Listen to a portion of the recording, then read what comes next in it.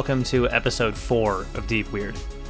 This week I decided we needed to do a little bit of a grounding exercise after how off the rails we went last week. So today we're going to be talking to somebody who is a little bit more skeptical about these kinds of things.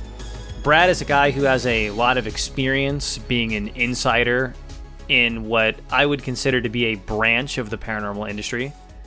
He's very hard-nosed, very skeptical, and I think his perspective is going to be welcome after the last couple of episodes. First, we're going to go into a little bit of his history in the paranormal field, and then he is going to tell us a very, very interesting story about remote viewing that you are not going to want to miss. So let's get into the interview.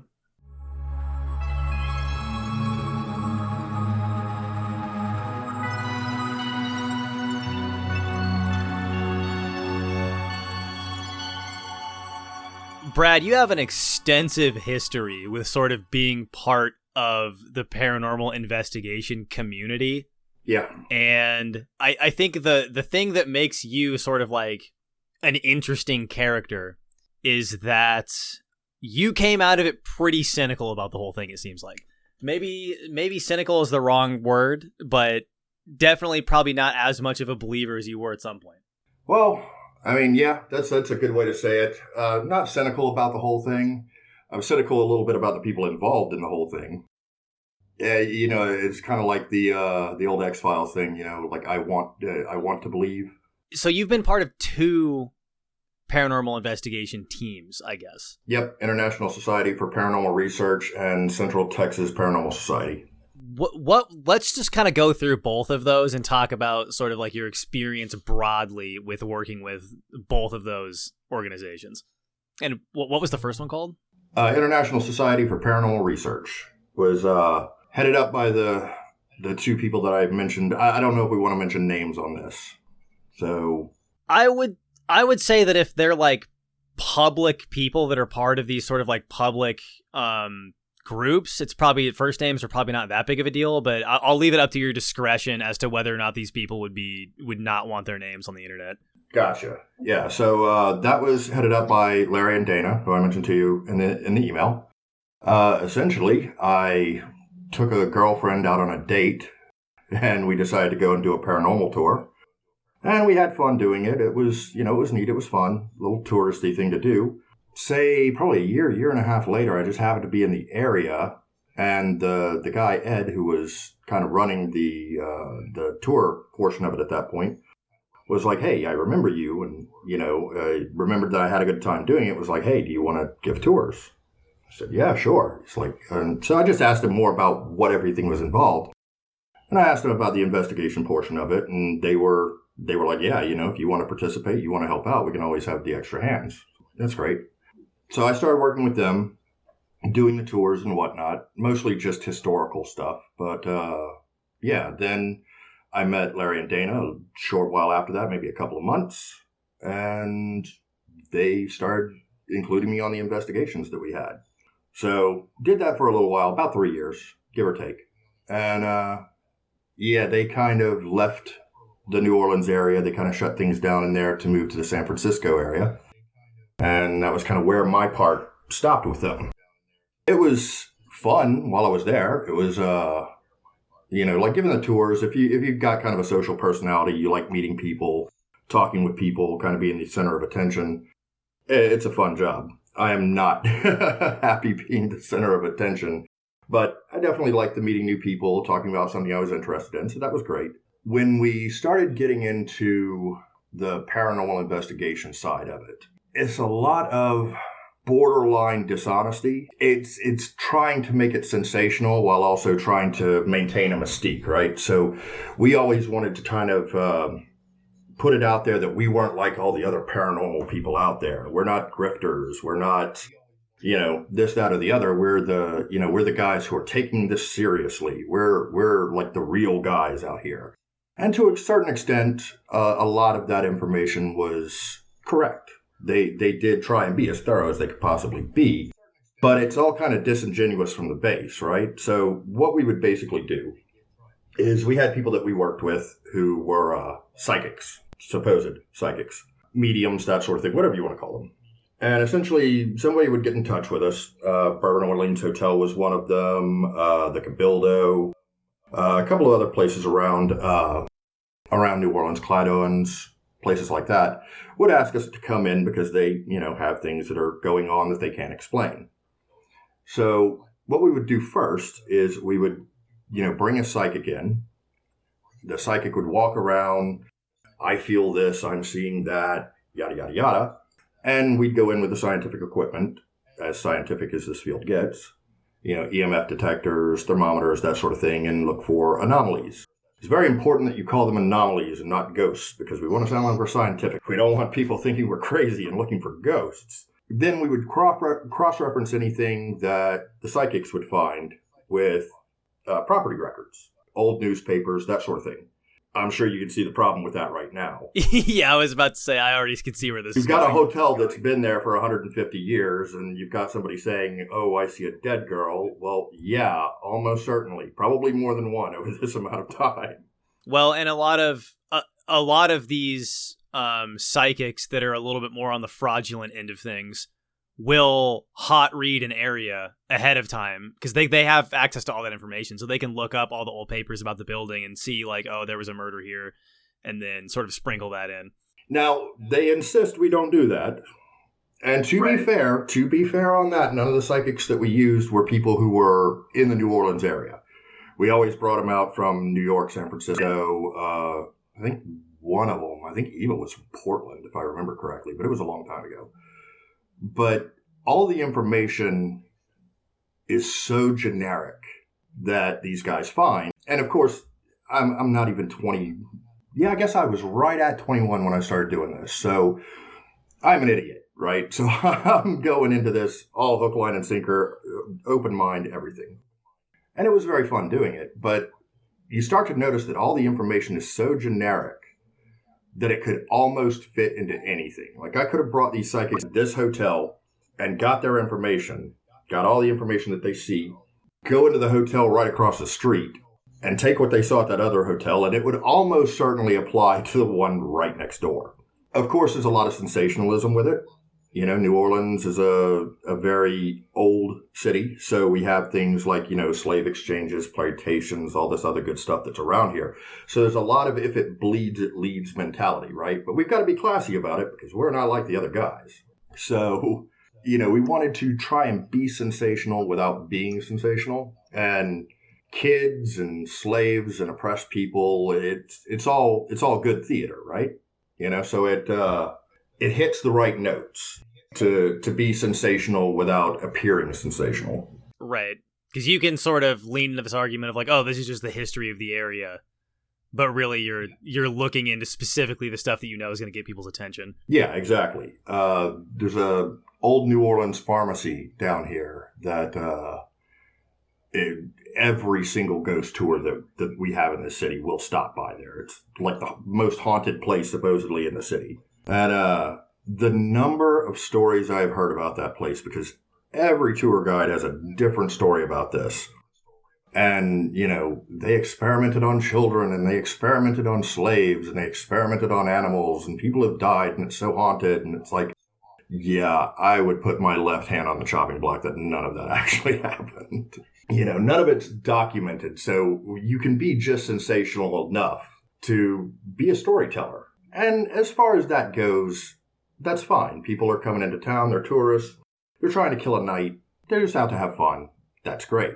The investigations were really where it kind of started to push incredulity for me, and it just was all so vague. Like I was walking around with a camcorder, right, trying to just see what could be seen on this camcorder in this one area. To let you know how long ago this was, I was smoking a cigarette in the hotel while I was doing it. And so I didn't realize it, but I had blown smoke in front of the camera. And, of course, it got picked up by the camera, right? So you see this bright, swirly kind of mist being reflected off of the flash of the camera, showing up on the camera very, very close by. And we found it looking afterwards, and I was like, oh, man, that's that's my fault. That was really dumb. I was smoking a cigarette while I was doing it. And they're like, no, man, this isn't cigarette smoke. This doesn't move like, are you sure? Like, yeah, man, I'm sure. I was the one smoking the cigarette at the time. That's my fault. Like, oh, I don't know. This isn't moving like smoke does. Like, guys, come on. Don't try and gaslight me. I was there. I was the one blowing the smoke. I know what it was. But yeah, so I worked with them for a couple of years. And then we just kind of all parted company. I'd say around 2003, 2004. It was right before Katrina hit. Dana and Larry had come back to New Orleans, and it was right around October. They were doing a kind of like a haunted museum sort of thing. And they reached back out to me and saw, see if I wanted to participate in it. And it really wasn't something I was still into to that extent at the time. I had other engagements. So I couldn't really help them all that much. I jumped in for a little while. There was, I think, 2 or 3 nights that I worked with them, but that had gone all the way over into the sensational. Like, they weren't even pretending that what we were doing was real science anymore. It was just tourist trap stuff. Yeah, especially when you get into the haunted museum type stuff. It's a lot of haunted dolls off of eBay and that kind of thing, I'm sure. Yeah. Actually, a lot of the things that they had in that place, you could have specifically gone on eBay and found very easily. So that's sort of that was all in Louisiana, right? Yeah. And then if I remember right, the next one that you were a part of was in Texas? Yep, in Waco, Central Texas Paranormal Society. That one was a little bit more fun. These were just guys who were out, doing it for love of the game kind of thing. Like, they didn't make any money off of this. They weren't trying to do any tours. They weren't trying to profit off of this in any way. So the vibe was a little bit more genuine, right? But it was also a little bit more fringe, I guess. A little bit more tarot cards and pentagrams than, EMF meters and thermometers kind of thing. Right. So you've seen kind of both sides of the spectrum a little bit. Yeah, very easily. We did, 2 hospitals. What was the name of that hospital? I'll think of it in a minute. We did 2 hospitals, and we did about 5 residences. And, basically it's your standard kind of ghost hunting stuff, right? You go in, you get the story from the people who live there. You set up, cameras, motion sensor cameras. You get equipment out. You start looking for stuff. You get the stories, see where things are happening, and try to basically recreate what the people are saying. At this point in it, I was basically daring anything to come after me. I was at that point where I wanted to see it so badly. People were saying, like, yeah, this is the room where somebody tried to strangle me in my bed. Like, yeah, okay, I'm going to go take a nap in here. I want to see if this happens. Throwing life and limb in front of it with no regard, just to see if you could get proof in any way. And it's not to say that I haven't seen anything. I've seen things that could definitely be considered paranormal, but when you take a step back from them for even a little bit and you apply any scrutiny to it, it's really hard to say that it is paranormal in any way. It's nothing that you can ever reproduce. It's nothing that you can ever, you can't apply the scientific method to it in any way. And I think that's what kind of drove me away from it. It was the same when I was practicing magic, whenever I was, practicing the Lesser Key of Solomon. Like, yeah, hey, I can go out and I really need a job. So I'll go to a job interview and then I'll do a spell. I'll burn a sigil to, make sure that I get this job. And holy crap, the next day they called me. Like, yeah, dude, you went to the interview. I think sort of the Xenu reveal of a lot of like magic and occult practices is that it's not really about getting anything material from the spell. It's about being able to build up a little bit of like a discipline to do the same thing every single day and like maybe develop like a meditative technique, and that helps you down the line in just sort of like a real material way that really has nothing to do with whether or not the magic is actually working. Oh, yeah. And my personal belief is that's why a lot of people get into it like that. It was certainly something that later on down the line, when I got a little bit older, it was certainly the thing that appealed to me most. When my brother and I first got into it, when we were, in high school, my thought was, I love D&D and I'm going to be a wizard for real. How awesome is this? But again, I was in high school and I was an idiot. So, I wouldn't take anything I said for gospel. But yeah, I definitely like the discipline of it.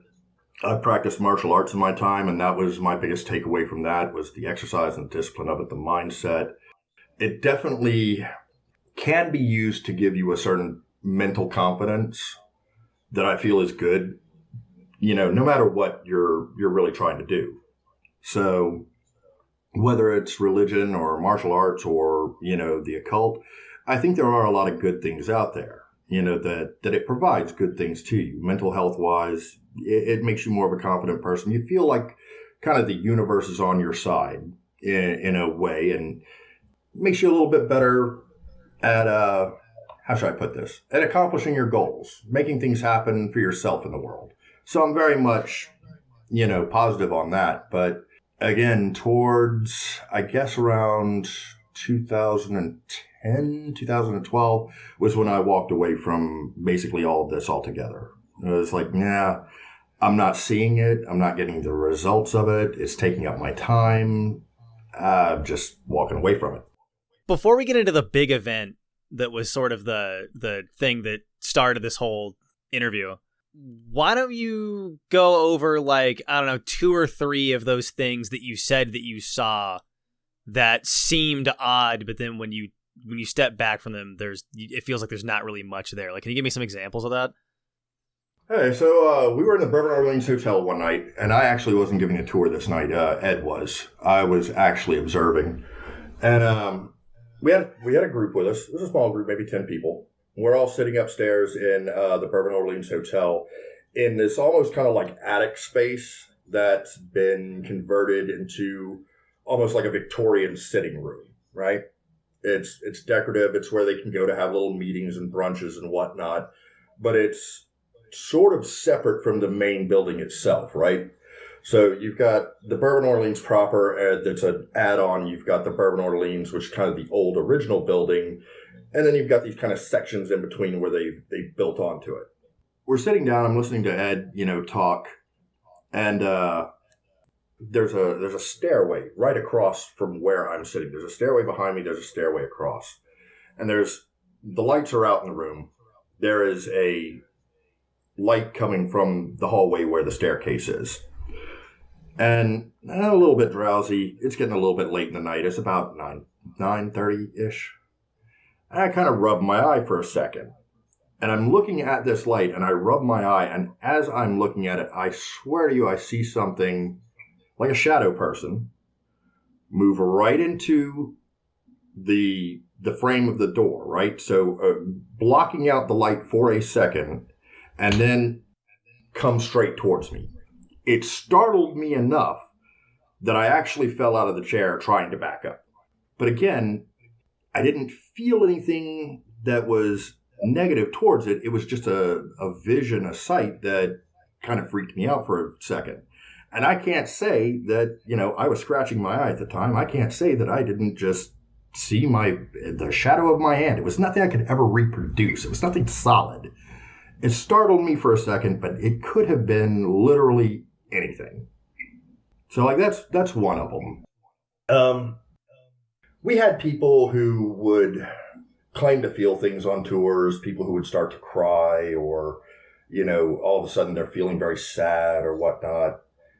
And again, this is all sensational. It's all very, dramatic, but it's nothing that I could ever reproduce in any way. There's nothing you could apply the scientific method to. There's nothing that you can ever say 1 + 1 = 2 here, and that's always the case. Yeah, it's hard for me to justify in any way. It's hard for me to say that this is even something that could happen. Now, I don't ever want to give in to black swan fallacy, right? I don't ever want to say, no, this is not real. This is not happening. This is complete BS. I absolutely do not say that. But in my time investigating the paranormal, in my time investigating the supernatural, in my time investigating the occult, I literally have never come across anything that I could say with 100% certainty, or even 80-90% certainty, that this is paranormal, this is not explainable in any way. So from here, why don't we go into the event that happened to you during all this that is the reason that you emailed me? Because I think now would be a good time to transition. Yeah, absolutely. So as part of the tour guiding thing, part of the ISPR tours, we would, one of the places that's supposedly very haunted in New Orleans is the Napoleon House. And it's very much a tourist trap. If, as I said to you in the email when we spoke initially, supposedly this is the place where Napoleon lived when he was in exile from France. Except Napoleon never stepped foot on American soil, ever. It's actually very surprising to me that they're able to pass that off, because Napoleon's exile to Elba is like really standard pop history knowledge that pretty much everybody knows. So it's odd to me that you're even getting away with it. Yeah. Well, Pierre Maspero's slave exchange is another example of it. There's a bar now where it's supposed to be the slave exchange, but the actual location of the slave exchange is cat-a-corner to that building. It's not even the right building. And they've got a lot of plaques over areas that you'll very quickly learn are not the actual historic locations. Now, again, as I said, to be fair, there was a house that was owned by Napoleon, and it was the intention for him to live there. It just never happened. To my knowledge, they didn't even use the house as, a staging area for dignitaries or ambassadors or visiting VIPs. To my knowledge, that house was never actually occupied by anybody other than servants who just kept it going. And again, that one was actually about 2 blocks up the street, and it burned down. So they moved the location up into Jackson Square. But they'll still tell you, hey, it was here originally in Jackson Square, so it could be, next to our capital at the time in New Orleans, which is where Jackson Square is. So it's next to the old Mint and the Capitol building, that sort of stuff. But anyway, getting back to the story at hand, we would practice remote viewing at the Napoleon House. We couldn't go in. They were always closed after the time that we did tours. So we would stop outside and we would look. We'd give history of the place just to kind of pad out the tour, right? And we had a book of Polaroids that was kind of like if you went on a tour of the Napoleon House and you took pictures while you were going. So real quick, there's probably going to be people listening to this that don't know. Why don't you explain what remote viewing is for the people who haven't heard that term before? Okay, so remote viewing is essentially, and you can correct me if I'm a little bit off, I've seen definitions that vary, but it is essentially giving someone in a location, any location, an object or something that will link to another location, and then asking them to essentially, without being in location B, to observe that one with their mind's eye and tell you what they see, and to see how accurate that is. So almost similar to astral projection in that respect. So yeah, I've been saying for a long time that I think stuff like astral projection and remote viewing, and even some people doing like medium stuff, if there's any truth to that, I think it might all be the same thing. I don't think we're actually dealing with a different phenomenon. Well, I mean, it was plausible enough for the CIA to put a whole bunch of money into it way back in the day. So, Right. So you've got people outside of this Napoleon House. You get to the end of the tour and you give them a photo album of some stuff that's in the house. And then what happens? Well, essentially what we do is we go out to the location. We show them, we take a look at the outside of the building, and there's a little grassy knoll across the street right in front of this one, like I said, is in Jackson Square. So it's right across the way. Essentially, we tell people, we give them all little pads and paper, and we say, hey, close your eyes, envision yourself walking through the front door, and just look around and jot down notes about what you see. As if you were walking through the door, walk in, look around, and write down what you see. Now, of course, we ask people, have you visited the Napoleon House yet? No, of course we haven't. Okay. This night, though, we had a tour of about 15 women. Almost every one of them were blind. They had, I think I told you 2 in the email. There might have been 3 ladies there who were actually kind of their tour group guides who were, sighted. They could see. So they were along with us. So I was kind of, thinking this might be a little bit cool. Let's see if maybe these people who are lacking in one perception might be stronger in another. So we sit down, we go through the usual thing, and I explain to them what we're going to do. After you guys write down your notes and everything, we're going to take a second, we're going to go through this book, and we're going to compare the notes that you guys write down to this kind of walking tour of the Napoleon House. Go through everybody, and like most nights, we're not really seeing anything that's of interest until I come to this one woman who's almost at the end, and she starts describing this red velvet chair. A red velvet chair with kind of gold fluting on it, very Victorian looking. I'm like, okay, that's cool, because I'm looking at the page, and I kind of indicate to one of their guides. I'm like, hey, take a look at this. I ask her to describe the rest of the room, and it's everything from there is completely off. None of it is in any way accurate, right?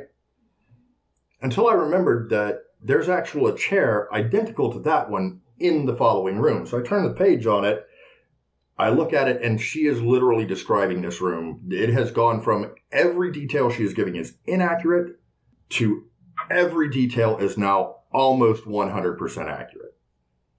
And I'm showing this to her guides, and I'm, looking at all this with the group around, and we're kind of astounded by it. This is like, this woman supposedly has not been to the Napoleon House. Even if she had been, she's blind. So, wow, this is kind of unique. And she must have been somebody who could see previously and then lost her sight, right? Because if not, she wouldn't be able to describe colors. Yeah, exactly. If I remember, I think she lost her sight when she was around 15. I know it was in her adolescent age. I'm almost positive it was 15, was what they said. But anyway, I start telling this one, like, hey, everything that you're describing is 100% accurate. Like, we're looking at these pictures, and I am looking at a picture of exactly what you just described. This woman did not take it well. She did not take it well at all. She was borderline massively offended. She really thought that I was just some scummy tour guide trying to take advantage of her. To the point where even with the other guides there saying, no, he's not messing with you. This is really happening. This is accurate.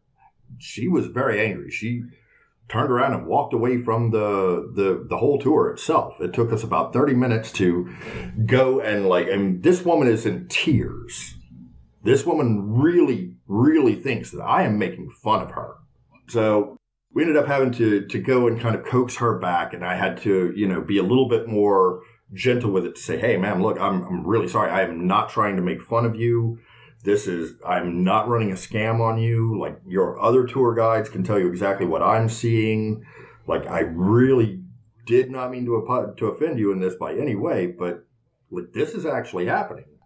We actually ended up having to end the tour, like, about 20, 30 minutes after we got to the Napoleon House, which is about halfway through the tour, because this woman just literally could not continue. She was not holding it together very well. But it was really, that was something that was very interesting in me, right? So you've got, and we all know the old yarn, you lack one sense of perception, the other ones become more acute. And there's yeses and no to that, right? But the idea that this woman who has no sight, no physical sight, might have a kind of mental sight was very, very appealing to me at the time. That actually carried me for quite some time. But yeah, it was really a cool thing to have, to see, to witness. You get a sense of wonder, right? It's very almost intoxicating to encounter something like that. Because you're looking at something that's beyond anything that you normally understand. It can be like a drug if you can continue doing it. Yeah, because I would imagine once you get that first glimpse of, like, if this is real, what other stuff is real? And then it just becomes a nonstop quest to collect as many little experiences as possible. Oh, that's very much what it was for me. Absolutely. I mean, like I said, when I was a kid, my brother and I played Dungeons and Dragons all the time. And one day my brother comes home.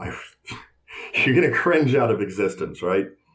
The copy of the Necronomicon. My brother brings that home. He had gotten it from a B. Dalton or something like that. And he starts showing it to me. I'm maybe 14, 15 years old. Like, this is a book. This is a book about magic. They don't write books about things that aren't real. Somebody wrote a book about this. There must be something to it. And there's just enough there to keep you going if you don't question too hard. And I think that's really where it lost for me, was that I just began questioning everything too hard. I couldn't accept it for face value anymore. I couldn't stop myself from saying, okay, so hey, is this what you want to think, or is this what you think? Is this what you think happened, or is this what you want to happen? Are there any other options there for you? Are there any other choices at all? And almost every time I'd come up with other choices. There were other options. There were other ways to explain it. Even looking back on other phenomena that I had encountered that, like I said, burning the sigils and the candles and getting the job the next day kind of thing. It's like, it was my actions that put all of this in motion. It wasn't something magical, mystical, mysterious. It was pretty mundane. And then if you ever get into probability and statistics, which I did in college, and you start looking into how coincidences work and how we perceive coincidence, it's almost like there's no way for me to believe in it anymore. When you go back now with this mindset, what do you think that remote viewing incident was? Because this one is like pretty tough to explain away. Yeah, that's actually why I proposed it to you. This is one of the ones that I look back on and I say, okay, this I really don't have an explanation for. I mean, it's possible that, somebody saw the tour earlier or, but again, everybody in the tour without provocation, it pretty much said they hadn't. This would have to be a pretty sophisticated setup because you'd have to have the lady who was blind. Then you'd have to have a second party explain to her the chair, and they would also have to know that that photo was in the album. And then the blind lady would have to be a good enough actor to sell everybody on the idea that she was actually that upset. And all of this would have to have been done without the knowledge of any of the tour guides. And that's like a lot of moving parts. Yeah, just to put one over on some random, ghost tour guide. It doesn't seem like it's something that's very likely. And I guess that makes the tour more exciting for everybody else, too. But if that was the case, I would imagine they would be doing a stunt like that like every other tour. Yeah, I can't see what the end game to that kind of thing would be. That's why, to this day, it kind of stands up as the closest I've come. Even looking back on other experiences, this is like the one. This is like my holy grail. This is as close as I get. Do you think that experience just kind of like in a way sort of gave you what you were looking for, and then the rest of it like just became kind of pointless, if that makes sense? If you're like, okay, I've got this one big one, I don't need to like be out doing this anymore. Yeah, to a certain extent. It definitely put enough fuel in the car to keep it going for a while.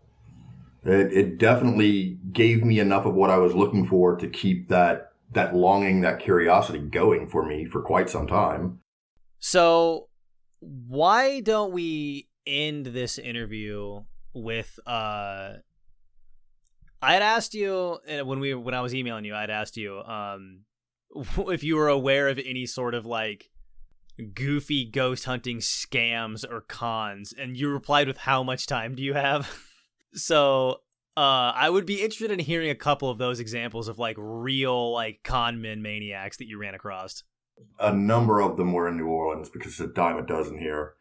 Everybody's trying to make money. We had this one guy who was very vampire aesthetic, and they charged an immense amount. They were almost $100 for each person on their tours, and they would just lean into every vampire, blood, werewolf. I mean, the guy must have had a Vampire the Masquerade, like, core rule set book in his coat or something. Everything that he went off about was exactly that, always. It was all sensational. It was all BS. Most of the history doesn't even correlate with anything. It was literally just a fantasy tour. Literally just people trying to rip off of, whatever sensational thing that they could get to try and make money off of it. And theirs very much was a make money kind of deal. They were tour guides. That's basically all it was. But it's all very disingenuous, to even the point where the history of the town, like, a lot of times you take one of these tours, you'll at least get some history out of it, right? You'll at least, hey, this place is here. I saw the Cabildo, or the Slave Exchange, or I saw, Jean Lafitte's Alley, or whatever. Any one of these things, you could at least get a little bit of, history out of it, a little bit of knowledge. Now, with them, it was, wow, just every bit of sideshow barking carnival type of thing, right? And they weren't the only ones. They were very much in the minority. There were a lot of people doing that same grift. I actually came across one group in Waco before I went with Central Texas Paranormal Society, and kind of like got together with these guys. We were talking about things for a little bit, and I was like, okay, so like you get called out to a house, right? Like, you find out there's a ghost there. It's haunted. Like, what do we do then? Like, I know we've got scientific methods that we use. You can always smudge a house, but like, what then? And the guy looked me dead in the eye and said, oh, then we look for an exorcism. They also forgot to, include in that they charged $5,000 for an exorcism. Right, which is, if you know anything about exorcisms, is not how they work at all. I think that's one of the things that the paranormal community is kind of not really like well understood, is that an actual sanctioned exorcism from the Vatican, which is the only kind that I would put any credence in, is very, very, very, very difficult to get. You have to jump through a lot of hoops to make that happen. But additional to that, I mean, the tarot card readers in the, I used to do tarot cards. Crowley deck was the best. So I did that for a long time and I didn't even realize that I was falling into the same traps that everybody else did. I wasn't even realizing that I was falling into cold reading, that I was using things that I knew about other people, that I was using things I knew they wanted to hear to read somebody's tarot. And I did it without even really thinking about it. That's when I stopped reading tarots. I realized I was being as dishonest as everybody else who was, reading them, but I was somehow fooling myself that I wasn't. Any of that information is just, I kind of have your point of view on mediums and psychics and that sort of thing. I think it's a carnival act, I have heard a couple, like literally one or two convincing cases when it comes to psychics. Out of the billion that I've heard of, I think one or two seem like they might be something. I really appreciate you coming on here and giving us your insight, because I feel like we're kind of talking to a little bit of an insider in the industry a little bit here, which is kind of fun. Yeah. So that's interesting, and you have a really weird story, man. I mean, you'd have to jump through a lot of hoops to explain this one. Like, it seems like something odd happened for sure. Yeah, that's why it's probably the only one that I still tell people is it just stretches credulity to its absolute breaking point to say that was a con of some sort. Because again, these women were there in New Orleans together. They were all part of this. They were part of a tour coming to see New Orleans. They were staying in the same hotel together. They went to the same lunches together. They were all together with their tour the entire time. Like, it wouldn't even be trying to con the other people in the tour with you. You'd literally just be messing with me alone. I can't see why anybody would ever want to do that. All right, well, I'm gonna call it here, and I'll let you know when this episode comes out. Yeah, perfect. Thank you. Let me ask real quick: is this one of the first ones that you're doing, or how many have you gotten so far? This is So I've got several emails that are sort of lined up that I think are going to be good interviews. I've got another one tomorrow, and this is the third one that I've done. Oh, nice. And you started out with a guy who doesn't believe. I want to talk to people that don't believe but have something, because I can find 100 million people that believe and have something. I can do that all day long. But there's something about somebody who doesn't believe and still has that one thing that's like pretty compelling. Yeah, I can see the point of that very much so. All right, well, hey man, this is really great talking to you. I enjoyed the interview. Yeah, and if I ever need any insider baseball advice or consulting, I'll send you an email. If I get involved with some wacky ghost hunters, I'll let you know. Hey, absolutely. All right, have a good one. I appreciate it.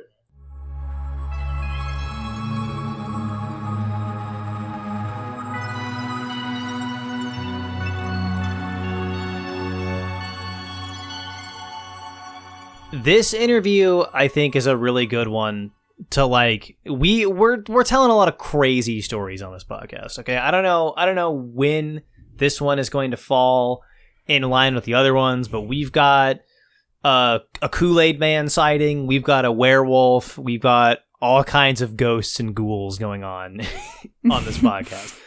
And if you're going to be in this world every once in a while, it is good to stop and really sit down and take like a skeptical think about things, or you will drive yourself insane.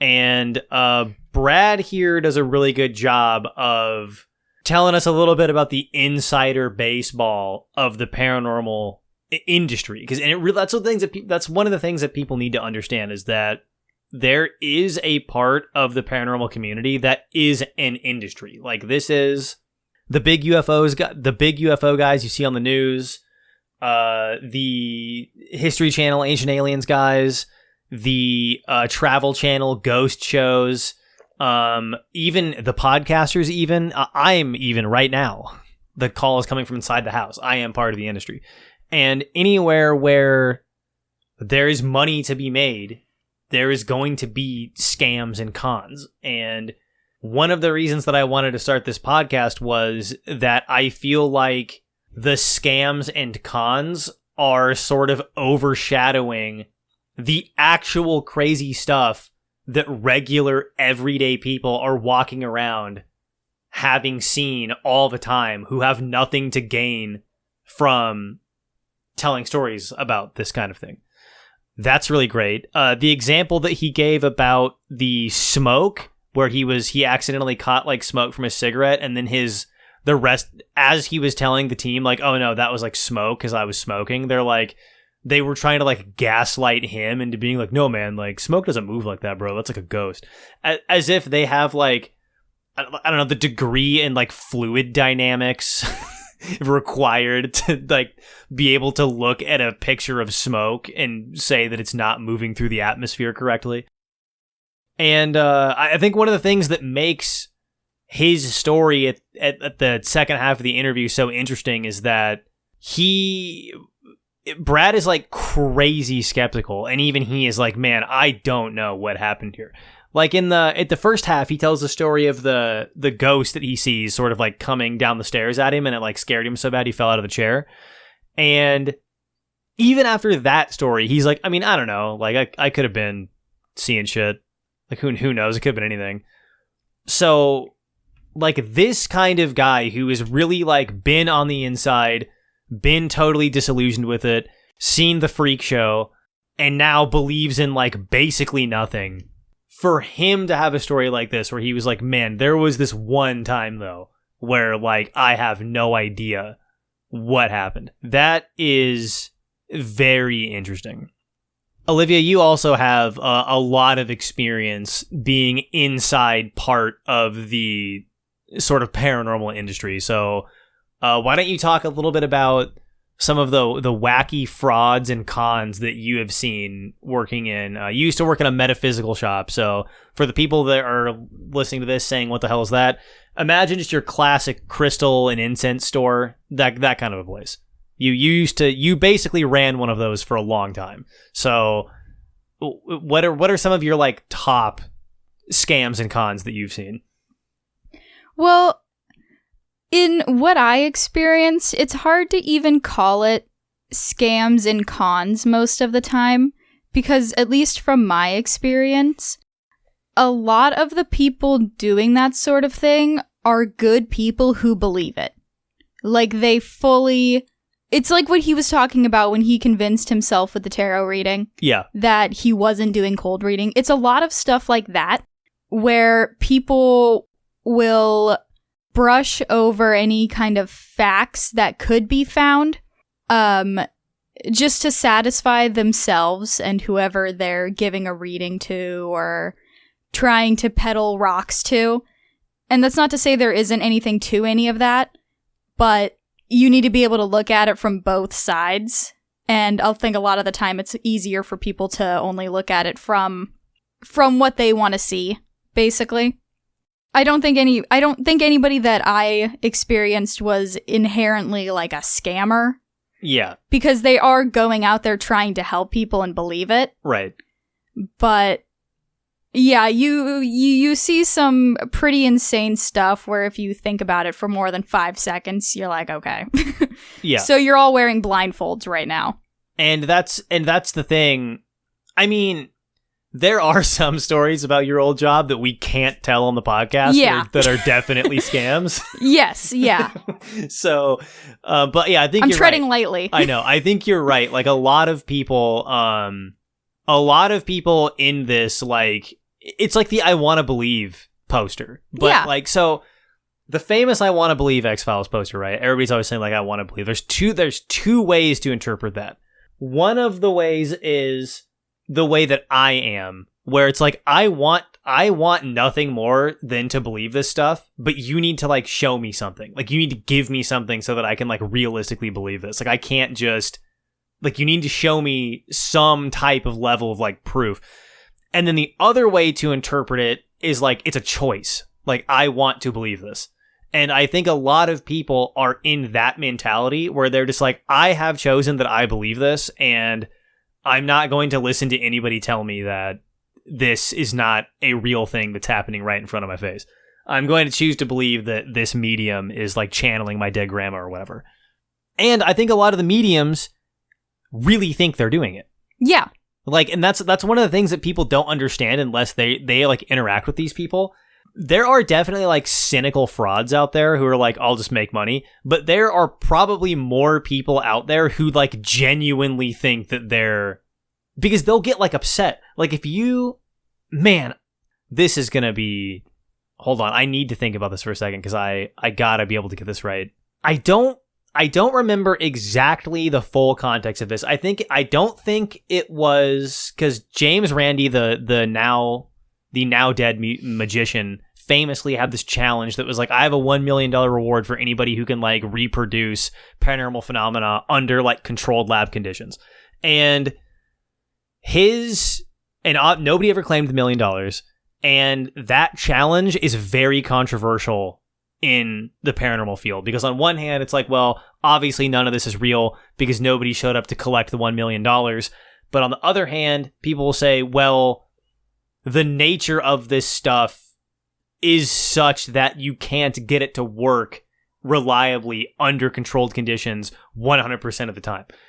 And there was a guy basically signed up to do like one of these sort of type of challenges where it was like, okay, can you like reproduce this in under scientific conditions? And I don't actually think it was James Randi. It was like one of the other people who was kind of trying to do something similar.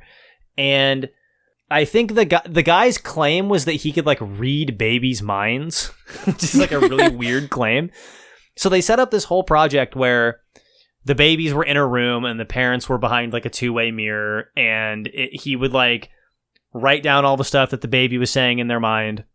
And then they gave all the descriptions to all of the parents, and the parents had to like rate whether or not that matched their baby. And there were like 8 babies, and only one of the parents said that like, yeah, this sounds like it makes sense. So it was very obvious that like it was a pretty big failure, and he couldn't read the baby's minds. And the guy, this like destroyed the guy. He was like really upset and was like crying and like talking about how like he's like a fake. And because he had never been confronted with the reality, like as far as he was concerned, he was reading baby minds.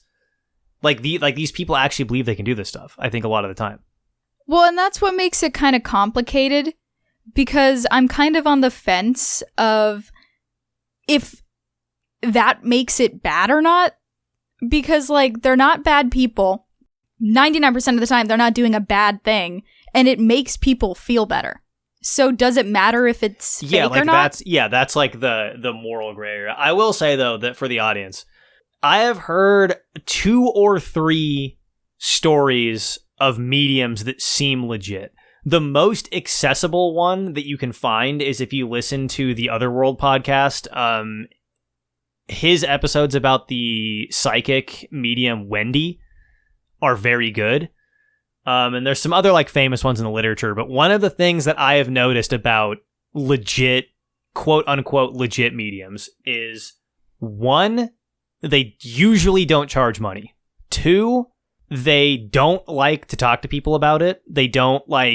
They're really secretive about like being able to do this stuff. They're really secretive about their identity getting out. They're like pretty private people. They don't really like it. You have to work with them for a long time to get them to like open up and talk to you. And 3, they're always trance mediums. And a trance medium is somebody who basically like goes into an altered state of consciousness while they're channeling or doing like whatever, like having their visions, and then they like wake up out of that. And with the Wendy example, she allegedly doesn't even remember what the readings are when she like comes out of that trance state. And if you go back and watch my video on YouTube, if you go to my Probably Jacob YouTube channel and watch my video on the book called Stop Worrying, There Probably Is an Afterlife, there's a whole section of that book that talks about mediums. And the SPR worked with this, which is the Society for Psychical Research. They're very famous. They debunked, they pretty much single-handedly annihilated like the golden age of spiritualism because they debunked so many like fake mediums. But they worked with this one lady specifically for decades, and she was a trance medium, and they literally would like poke her with needles and like light a match and blow it out and like put like the hot match on her arm and stuff while she was under a trance, and she like wouldn't react to it. And this wasn't like something that she would like get used to. It was like the first time they met her when they were like vetting her, because that was one of their techniques. If like once the medium went into the trance, they'd like poke him with a needle, and then obviously if they're faking it, they're going to immediately be like, why are you stabbing me? And like come out of it. But she like never reacted to any of that stuff, and they worked with her for decades trying to like prove her as a fraud, and they never could. So I think there's definitely like something out there, and to that effect, we should probably finally shut up and transition to discussing the actual story that happened in this interview. So what do you think of the story? I'm not surprised by it. Weirdly enough, I feel like it makes sense, specifically that because she was blind, she'd be able to see in that way, if that makes sense. Like, it doesn't seem crazy to me. Yeah, so first of all, this is like for sure one story that I have where we can completely take Brad lying off the table. Yeah. Like, there's absolutely no way he's lying about this, because he's such like a hard-nosed skeptic about all of this stuff and like doesn't believe in anything that like he wouldn't, like, he even has that other ghost story where he falls out of the chair. To a normal person, that would be like, holy shit, I have a crazy ghost story. Like, you're not going to believe this. I 100% saw a ghost. And he saw that and is like, I don't know, man, like, whatever. So, like, it had to have been, like, truly spectacular for him to decide that he needs to, like, tell a story about it. Like, so that is, like, not even remotely on the table. And I made the joke earlier about how I'm not exactly sure where this one is going to be in the releases, but I know that it's not going to be episode 1, which means that if you're listening to this episode, you probably heard my first episode where I went on the whole breakdown about idealism. And this is another episode where idealism really, like, comes into focus, because if that model of reality is correct and we're all connected to, like, a consciousness, then it could be the case that if you like enter a meditative state or have some way to like disassociate yourself from like being stuck with the distraction of your own discrete consciousness, that you might be able to tap in to the broader consciousness. And if you could do that, maybe you could like see the inside of a house basically through the eyes of somebody else who had already seen it, as like you could like see the memory of that in the like collective unconscious. And I would imagine that humans are like extremely visual. Like vision is 100% our like most dominant and relevant sense. Like everything around you is like processed as visual information. Like we don't, it's so much so that we don't even like really think about it. But your like main way of interacting with the world via senses is through vision. So it's really easy to make the argument that if you just take vision off the table, which is by far your biggest distraction, that like sliding into one of these meditative states might be a little bit easier, to the point where somebody could sort of like see these like memories in the collective unconscious from other people, especially if you're like right outside of the house, where who knows how many like tens of thousands of people have done these tours and like seen it all. Like you're right next to like the source. I'm a little bit more skeptical about most things, but remote viewing is one of those things where I've actually experienced enough of it to where I'm like, yeah, there's probably some weight in this. Even you and I, when we did those cards, yeah, that was distinct enough where it was like, okay, something is weird here. Yeah, we did a goofy little experiment where we took like I don't know, like 20 or 30 like note cards, just like little flashcards, and we drew like simple pictures on them, like, oh, this one's a flower, this one's like a star, this one's a moon, like that kind of thing. Kind of similar to those, what are those cards called to test psychic abilities, where it's like the 4 shapes? I don't know what they're called, yeah. Hold on, I need to look. It's like a triangle, circle, star, square. Zener cards. Yeah. It was kind of similar to like Zener cards with the shapes that you use to test psychic ability, but we drew like a bunch of them, and some of them were a little bit more complicated, where it was like, I don't know, like a leaf or like a plant. House. Yeah, a house, like that kind of stuff.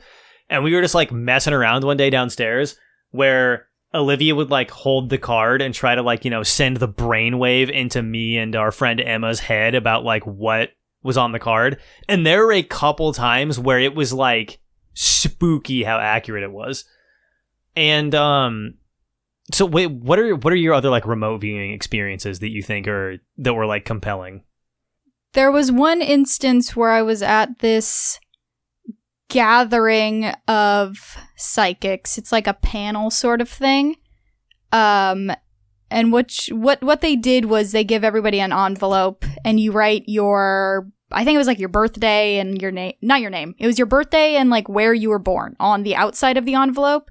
And you could put stuff inside if you wanted to and like seal it so that they couldn't see what was in it, and they don't touch the envelope or anything. But each one gets one. And I had a little ring of an elephant that I had put in the envelope, and it didn't even really mean anything to me. It was just like a random ring I had. Whatever psychic had gotten mine, and they say it out loud to like the group, started going on this talk about like the safari, and going on this incredibly long-winded story, mostly like fantastical story about like a safari trip, and then ended it with talking about they saw a herd of elephants when they looked at the envelope, which is a really odd thing to do, obviously. But it ended up being not exactly remote viewing, but it was a weird coincidence when it said like a random Pacific Northwestern town, and they didn't touch the envelope, can't see through it, can't see what the ring looks like. And it was just a weird instance. Yeah, and that's a good example, because the thing about how you write like your birth date and stuff on the outside, that gives them like an anchor, and that's supposed to be like one of the things that makes this possible, is that it gives them like a thing to focus on. And one of the other things about remote viewing too that not a lot of people realize is that like So he mentioned the CIA studies about remote viewing, which are very famous. This is the Men Who Stare at Goats movie, if you've seen that. Like, everybody knows that the CIA during the Cold War dumped a bunch of money into, like, figuring out. It was called, was it Project Stargate? Was that what it was called? Yeah, it was called, there's been a bunch of them. It's gone by multiple names, but the most famous one is Project Stargate. And there's, like, we could do an entire, like, 25 episode series on Project Stargate, all the characters involved, whether or not they're reliable, and all that stuff. But what modern remote viewing research has figured out is, and this is one of the other things that makes me like think that it's probably legit, which is you can't really find one person that can remote view 100% of the time. So, like, let's use your elephant example.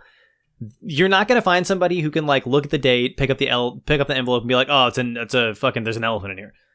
But what you can do is get, like, 45 good remote viewers, have them all try to do the same task, and then statistically look at what they said and pick stuff out of it that is accurate. So it's not that, like, it's not that it's, like, totally inaccurate. It's that you need, like, an aggregate of information to be able to, like, make it worthwhile. And a lot of people think that this is why, I mean, of course there's, like, tinfoil hat type of, like, if we go real hard into the conspiracy theory, it's like, oh, the CIA has, like, trained remote viewing assassins. Like, that's like hard in, like, the belief camp. But the people who, like, kind of believe in it but are a little bit more skeptical say the reason that the CIA, like, kind of dropped all this remote viewing stuff and you don't really hear about it anymore, which even that's controversial because there's some people that will say they're still doing it, but the reason they dropped it is because you can pick, like, statistically reliable stuff out of the air, but you can't, like, pull hard information, like, hard actionable information out of the air. Like, you can't have a guy, like, astral project to, like, Iraq and see what Saddam Hussein is doing right now. Like, that's impossible to do. But what you could do is have, like, 60 people do a remote viewing method and pull out, like, what color Saddam Hussein's suit was that day. It's just that, like, you can do something with it. It's just not actionable information because it's just so, like, statistically slippery is, like, what is the understanding that I have gotten to listening to all of the stuff about it. I think remote viewing in general, I think, is a tough one to kind of, like, debunk because there's so much, like, research on it that even is still being done today in, like, parapsychology departments and stuff. And again, all of the stuff is really controversial. The hardcore skeptics will say that this stuff is impossible to reproduce under laboratory conditions. The academics who are currently doing this will say, well, actually, we have got it pretty close to laboratory conditions, so on and so forth. Like, this is a raging debate that's going to be going on forever. Because, like I've said before, this is an issue of consciousness, and we don't understand what consciousness is or how it works. So things like psychic phenomenon that are an artifact of consciousness are just not, like, it really is kind of, like, beyond science right now to even be able to explain what's going on. All right, well, let us know what you think about this story. Let us know what you think about remote viewing and that kind of thing.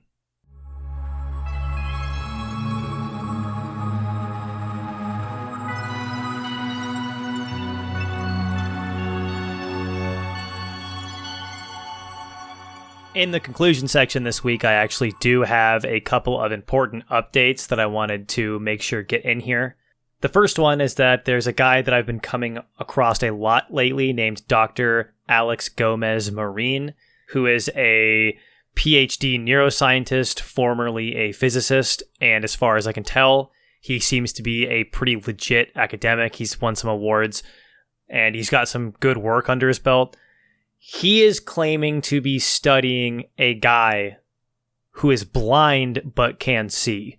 And the studies that they're doing involve these double-blind tests where they've got a picture in an envelope, they give the envelope to the guy, and he is able to not only see details of the scene, but can also give sort of the vibe and other sensory information like smells to what's going on in the picture as well. So here is potentially some academically verified evidence of the exact same phenomenon that we are talking about in this episode. The second one that I wanted to mention is that in episode 23 of the Haunted Objects podcast, hosted by Greg and Dana Newkirk, they share some personal ghost stories of theirs. And in one of them, Dana, who is one of the hosts, tells a story about how she was in this haunted location and started smelling a rancid smell, looked around to see what was going on. Another lady said that she could smell the smell, and they kind of just chalked it up as a regular phantom smell occurrence, which happens all the time in the paranormal world. But later they found out that the other lady didn't have a sense of smell. So now we sort of have 3 instances here of Brad's story, Dr. Gomez Marine's research, and this story from Dana Newkirk that seems to point towards the idea of people having extrasensory perception, not only visually, but in other senses as well. And this episode is downstream of the big idealism episode. So everyone should be familiar with what I'm talking about. If you're not familiar, you'll want to go to episode 3 of this podcast. If you are familiar, this is exactly what we would expect in an environment where idealism is correct. You would expect people to be able to slip into an altered state of consciousness through meditation or other means, or maybe even accidentally slip into these states and be able to get sensory information from the original global consciousness or the field of consciousness around them. And I think it's all too much of a coincidence that this stuff slots so efficiently together and that there's so many people that report such similar experiences. If you're new here, you can follow us over on Twitter at DeepWeirdPod. We also have an active Discord community that has been around for a long time, attached to my former YouTube channel. We also have an active Discord community that I've had for a long time. If you go over to my YouTube channel, probably Jacob, there will be links to that Discord channel in the description of pretty much every video that I've ever put out. And you'll be able to find the links to the Discord on Twitter. I'm sure I can put them in a description somewhere for this podcast. If you're the type of person that uses Discord, that link is very easy to find. If you have a paranormal experience that you would like to share on the show, please email us at deep.weird@gmail.com. If you have been enjoying the show, please leave us a 5-star review wherever you can. That helps out the numbers quite a bit. Deep Weird is written and produced by me, Jacob Pittman, and the awesome music that you are hearing throughout is produced by Griffin Dodefray. Big thank you to Brad for coming in and sharing his experiences and his massive wealth of information. And we'll see you next week for probably the weirdest episode that we're going to release.